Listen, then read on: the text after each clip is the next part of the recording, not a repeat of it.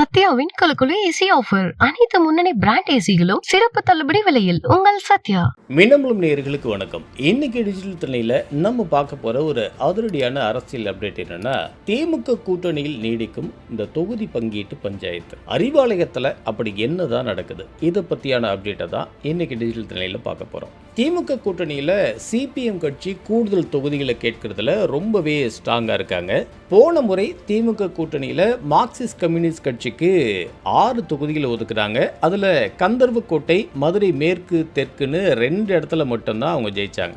இப்போ 2026 சட்டமன்ற தேர்தலை முன்னிட்டு தொகுதி பங்கீடு பேச்சுவார்த்தை போயிட்டு இருக்கு இல்லையா, இது பத்தி நம்ம அறிவாலயம் வட்டாரத்தில் விசாரிச்சதுல கடந்த மார்ச் 17ஆம் தேதி திமுகவோட சிபிஎம் 3ஆம் கட்ட பேச்சுவார்த்தை நடத்தியிருக்கிறாங்க. பேச்சு முடிச்சுட்டு வெளியே வந்த சிபிஎம் மாநில செயலாளர் பி சண்முகம் அதிக தொகுதிகளில் நிற்கணுங்கிறதுல நாங்கள் ரொம்ப ஸ்ட்ராங்காக இருக்கோம் அப்படின்னு ஒரு பேட்டி கொடுத்துருந்தாரு. அதுக்கப்புறமா சிபிஎம் மாநில குழு கூடி ஒரு ஆலோசனை நடத்தினாங்க. அதில் திமுக கிட்ட கூடுதல் சீட் கேட்போம், அப்படி இல்லைன்னா போன முறை கொடுத்த அந்த 6 தொகுதிகளையாவது கண்டிப்பாக வாங்கணும், அதுக்கும் ஒத்து வரலன்னா தேர்ந்தெடுத்த சில தொகுதிகளில் நம்ம தனிச்சு போட்டிடலாம், மற்ற தொகுதிகளில் பாஜக கூட்டணியை வீழ்த்துறதுக்கு திமுக அணிக்கு நம்ம ஆதரவு கொடுக்கலாம் அப்படின்னு சில யோசனைகள்லாம் வந்திருக்கு. கடைசியாக திமுகவோட முடிவுக்காக நாங்கள் காத்திருப்போம், 6 சீட்லேருந்து குறைஞ்சாங்க அப்படின்னா மறுபடியும் ஆலோசனை பண்ணலாம் அப்படின்னு முடிவெடுத்திருக்காங்களாம். ஆனால் திமுகவில் சிபிஎம் மட்டும் இந்த பஞ்சாயத்தை பண்ணிட்டு இல்லை, பிசிக தரப்புலையும் இதே மாதிரியான ஒரு பிரச்சனை நீடிச்சிட்டு இருக்கு.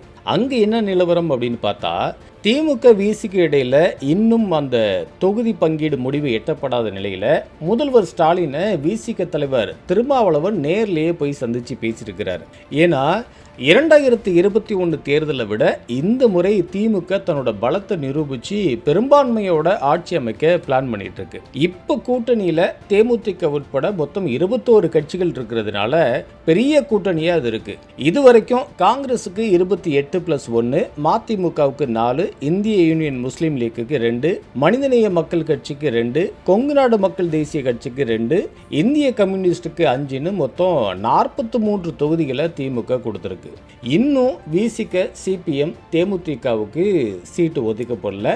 திமுக தேர்தல் குழுவோட விசிக 2 முறை பேசியும் அந்த உடன்பாடு வரல. போன முறை 6 சீட்ல நின்ன விசிக இந்த முறை 10 சீட்டு வேணும் அப்படின்னு கேட்குறாங்க. ஆனா புதுசா கட்சிகள் உள்ள வந்திருக்கிறதுனால மற்றவங்களுக்கும் குறைச்ச மாதிரி விசிகாவுக்கும் 5 இடம் தான் தரோம் அப்படின்னு திமுக சொல்லியிருக்கு. இதுக்கு ஒத்து வராததுனால திருமாவளவன் இன்னைக்கு, அதாவது மார்ச் 19ஆம் தேதி அன்னைக்கு ஆழ்வார்பேட்டையில் இருக்கிற முதல்வர் வீட்டுக்கே நேரடியாக போய் சந்திச்சிருக்கிறாரு.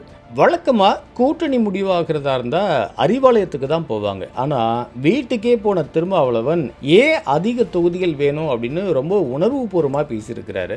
இதை உன்னிப்பாக கேட்ட ஸ்டாலின், நீங்கள் இவ்வளவு சொல்லணுமா, இத்தனை வருஷமாக நம்ம ஒன்றா ட்ராவல் பண்ணியிருக்கிறோம், கண்டிப்பாக ஒரு நல்ல முடிவு எடுப்போம் அப்படின்னு சொல்லியிருக்காராம். அந்த வகையில் இன்றைய சந்திப்பு ரொம்ப இணக்கமாக தான் நடந்திருக்குது. 10 சீட்டு வேணும் அப்படின்னு விசிக கேட்டாலும் 5 தான் தருவோம்னு திமுக சொன்னாலும் இப்போ ஸ்டாலின் கொடுத்த அந்த நம்பிக்கையினால ஒரு நல்ல முடிவு வரும் அப்படின்னு எதிர்பார்க்கப்படுது. இது விசிக தொண்டர்களையும் திருமா மேல அன்பு வச்சிருக்கிறவங்களையும் கண்டிப்பா திருப்திப்படுத்தும் அப்படின்னு சொல்றாங்க. சத்யாவின் குலுக்குலு ஏசி ஆஃபர். அனைத்து முன்னணி பிராண்ட் ஏசிகளும் சிறப்பு தள்ளுபடி விலையில் உங்கள் சத்யா. மின்னம்பலம்.com, தமிழின் முதல் மொபைல் பத்திரிகை.